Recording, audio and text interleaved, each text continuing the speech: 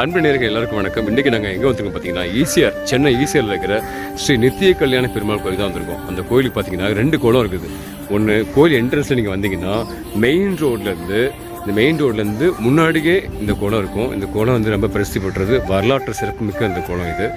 இங்கே வந்து நீங்கள் மீன் நிறையா இருக்கும். அந்த மீனுக்குள்ள பொறி வாங்கி போடலாம். அந்த கடைகளில் பொறி வைப்பாங்க, பொறி வாங்கி போடலாம். இங்கே உள்ளே வந்து ஒரு கிருஷ்ணர், நர்த்தன கிருஷ்ணர், ஆலிங்க நர்த்தன கிருஷ்ணர் ஒருத்தர் இருப்பார். அந்த கிருஷ்ணரை நீங்கள் வணங்கிட்டு உள்ள பெருமாளை பார்க்க போகலாம். இந்த அந்திசாய நேரத்தில், அது சனிக்கிழமை எனக்கு ரொம்ப விசேஷமானது பெருமாளை பார்க்குறது. நாங்கள் அதுதான் வந்திருக்கோம். அங்கே இந்த மரத்துக்கு பின்னாடி நேராக கோயிலுக்கு போகிற பாதை இருக்குது.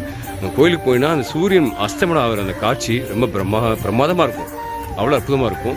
பக்கத்தில் இங்கே கோமாதா இருக்காங்க. ஓகேவா, வாங்க நம்ம கோயிலுக்கு உள்ளே போய் பார்க்கலாம். உள்ளே படம் எடுக்க முடியாது, வெளியில் நான் ஷூட் பண்ணி காமிக்கிறேன் உங்களுக்கு. மீனுக்கெலாம் வந்து பொறி போட்டோம், அடுத்து ஆழம் மீன்லாம் சாப்பிட்டாங்க. இப்போ நேராக குடத்துலேருந்து இங்கே இருக்கிற நம்ம பெருமாளை பார்க்க போகிறோம். நித்திய கல்யாண பெருமாள். வருடம் 365 நாளும் இங்கே பெருமாள் கோயிலில் கல்யாணம் நடக்கும்.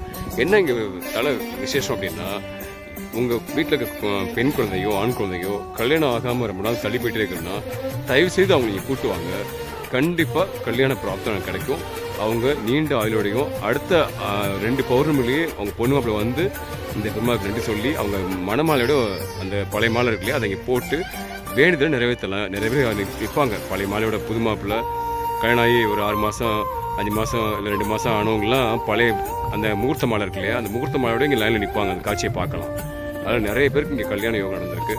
கண்டிப்பாக உங்களுக்கு தெரிஞ்சவங்க இல்லை உங்கள் வீட்டில் இருக்க பெண் குழந்தையோ ஆண் குழந்தைங்களோ அது கல்யாணம் ஆகாமல் இருந்துச்சா இங்கே கண்டிப்பாக கூட்டுவாங்க. நம்ம பக்கத்தில் போகலாமா?